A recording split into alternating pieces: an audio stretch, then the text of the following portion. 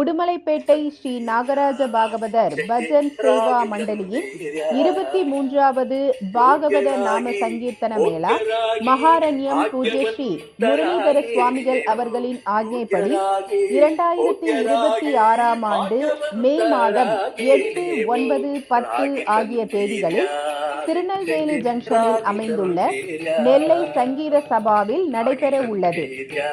இந்த மேளாவிற்கான உஞ்சவிருத்தி திருநெல்வேலி மற்றும் அதனை சுற்றியுள்ள பகுதிகளில் நடைபெற உள்ளது. அதன்படி டிசம்பர் 2, 12, 2025 அன்று கல்லிடைக்குறிச்சியில் காலை 9 மணி முதல் 11:30 வரை நடைபெற உள்ளது.